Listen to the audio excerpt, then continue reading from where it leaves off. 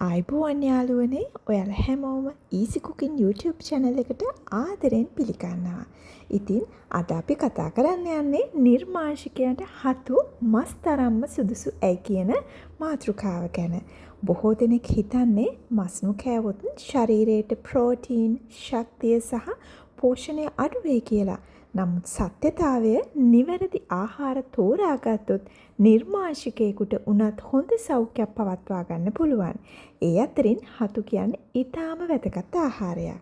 හතු වල තියෙන විශේෂත්වය වන්නේ එහි මස් වගේ රසය, මස් වගේ ටෙක්ස්චර් එක සහ වැදගත් පෝෂණ ගුණ රසක් ලබා දීම.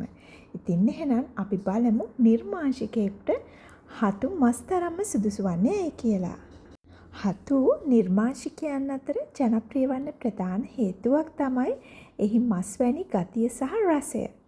හතු වල ටෙක්ස්චර් එක මස් වලට සමාන වෙනවා. ඒ වගේම තමයි හතු කුළුබඩු සමග හොඳට පිසලා ගත්තාම එහි රසවත් බව වඩා වැඩි. බර්ගර්, කරි, සුප්, ෆ්‍රයිඩ් රයිස් වගේ කෑම වලට මස් වෙනුවට අපිට හතු පාවිච්චි කරන්න පුළුවන්.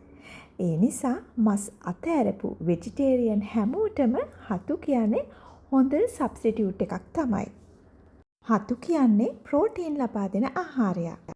මස්වල තියෙන වැදගත් ගුණාංගයක්නේ අපේ ශරීරයට අවශ්‍ය ප්‍රෝටීන් ලබා දීම. ඒ වගේම හතු වල යම් ප්‍රමාණයකට ප්‍රෝටීන් තිබෙනවා. ප්‍රෝටීන් අපේ ශරීරයට අවශ්‍ය වන්නේ අපේ ශරීරයේ මාංශ පේශීන් වල වර්ධනයට, ශරීර පටක අලුත් වැඩියා කිරීමට, ශරීරයට අවශ්‍ය ශක්තිය පවත්වා ගැනීමට, ශරීරයේ දෛනික ක්‍රියාකාරකම් වලට. හතු වලින් මස් තරම්ම අපේ ශරීරයට අවශ්‍ය ප්‍රෝටීන් ලබා නොදුන්නත් පරිප්පු, කඩල, බෝංචි, සෝයා වගේ ආහාර සමග කෑමෙන් නිර්මාංශිකයන්ට හොඳ ප්‍රෝටීන් සම්පූර්ණතාවයක් ලබා ගන්න පුළුවන් වෙනවා. හතු වල අන්තර්ගත වෙන්නේ අඩු මේදය සහ අඩු කැලරි ප්‍රමාණයක්.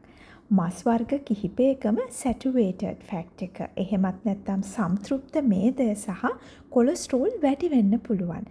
නමුත් හතු භාවිතය නිසා අඩු කැලරි ප්‍රමාණයක් තමයි අපේ ශරීරයට ලැබෙන්නේ. ඒ වගේම තමයි මේදය අඩුයි. කොලෙස්ටරෝල් නැති තරම්ම. එය අපගේ ශරීරයේ බර පාලනයට ඉතාමත්ම හොඳයි.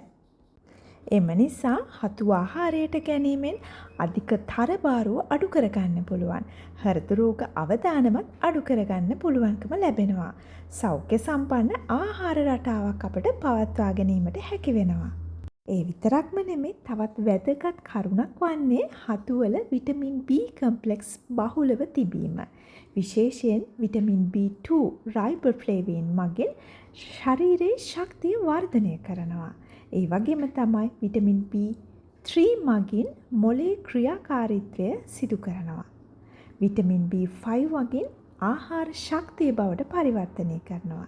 ඉතින් මේ හේතුවෙන් මහන්සිය අඩු වෙනවා, ශක්තිය වැඩි වෙනවා, දෛනික වැඩ කටයුතු වලට ඒ ඉතාමත්ම පහසුවක් වෙනවා. අපගේ ශරීරයේ අස්ථි පද්ධතියේ වර්ධනයට සහ සුරක්ෂිතතාවයට විටමින් D මගින් සිදු කරන්න ඉමහත් සේවයක්. ඉතින් හිරු එළියට නිරාවරණය කළ හතු වල විටමින් D තියෙන්න පුළුවන්. මෙමගින් අස්ථි ශක්තිමත් කරනවා. කැල්සියම් අවශෝෂණයටත් උපකාරී වෙනවා. දත් සහ අස්ථි පද්ධතිය හොඳින් පවත්වා ගැනීමට මෙය උපකාරී වෙනවා. ඉතින් නිර්මාංශිකයන්ට විටමින් D ලබා ගැනීම අභියෝගයක් වෙන්න පුළුවන් නිසා හතු මගින් ඉතා වැදගත් සේවයක් ඉෂ්ට කරනවා. හතු වල ඇන්ටිඔක්සිඩන්ට් සහ ප්‍රතිශක්තිකරණය වැඩි කරන සංයෝග තිබෙනවා. මේ නිසා ලෙඩ රෝගවලට එරෙහිව ශරීරය ශක්තිමත් කරනවා. සීසනල් ඉල්නස් වලින් ආරක්ෂා වීමට උදව් කරනවා. අපගේ ශරීර සෞඛ්‍ය නිසි පරිදි දිගු කාලීනව පවත්වා ගැනීමටත් ඉමහත් සේවයක් ඉෂ්ට කරනවා. එමෙන්ම හතු වල ෆයිබර් තිබෙන නිසා එය අපගේ ආහාර ජීර්ණ පද්ධතිය යහපත්ව පවත්වා ගැනීමටත් ඉතාමත්ම උදව් වෙනවා. ඒ වගේම කන්ස්ටිපේෂන් තියෙන අයටත් සුබදායක ආරංචියක් තමයි හතු වලින් ලැබෙන්නේ. බඩ පිරුණු බව දිගු කාලයක් පවත්වා ගන්න පුළුවන් වෙනවා. මේ නිසා වැඩිපුර කෑම කන එකත් අඩු කරගන්න හැකියාව ලැබෙනවා.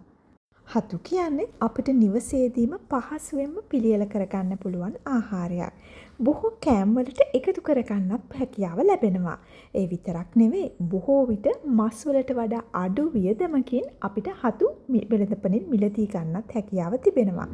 සමහර විට ගෙදරදිම වගා කරගැනීමේ හැකියාවක් තියෙනවා. ඒ නිසා නිර්මාංශිකයන්ට හතු කියන්නේ පෝෂණවත් සහ ආර්ථිකමය වශයෙන් විකල්පයක් විදිහට භාවිතා කරන්න පුළුවන්.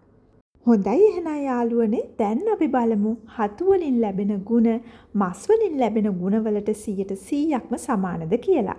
මෙතනදී වැදගත් දෙයක් කියන්න ඕන. හතු මස් වලට හොඳ විකල්පයක් වුවත් මස් තරම්ම සියලු පෝෂක සම්පූර්ණයෙන්ම ලබා දෙන්නේ නැහැ. උදාහරණයක් විදිහට මස් වල ප්‍රෝටීන් වැඩි. විටමින් B12 බොහෝ විට සත්ව ආහාර වලින් තමයි ලැබෙන්නේ. ඒ නිසා නිර්මාංශිකයන් හතු වගේම පරිප්පු, කඩල, සෝයා, නට්ස්, එළවලු එකතු කරලා බැලන්ස් ඩයට් එකක් පවත්වාගෙන යාම තමයි වැදගත්ම දේ වන්නේ. නිර්මාංශ ආහාර වේලක් අනුගමනය කරන මගේ යාළුවන්ට අවසාන වශයෙන් කියන්න තියෙන්නේ හතු පමණක් ආහාරයට ගත් පමණින් ඔබගේ ප්‍රෝටීන් අවශ්‍යතාවය සම්පූර්ණ වන්නේ නැහැ. අනිකුත් නිර්මාංශ ආහාරත් ඒ සඳහා එකතු කර ගැනීමෙන් ඔබට නියමිත සෞඛ්‍ය ප්‍රතිලාභ අත්පත් කරගන්න පුළුවන් කියලයි. එහෙනම් ඉතින් යාළුවනේ කියන්න බලන්න ඔයාලත් හතු ආහාරයට එකතු කරගන්නවද? ඔයාලා කැමතිම හතු වර්ගය මොකක්ද කියලා පුංචි කමෙන්ට් එකක් දාන්නත් අමතක කරන්න එපා. ඔයාලා මේ වගේ වීඩියෝස් දිගටම නරඹන්න කැමති නම් මාව subscribe කරන්නත් අමතක කරන්න එපා. තවත් මේ වගේ වීඩියෝවක් තුලින් හමු වෙනකන් මම නවතින්නම්. Thank you so much.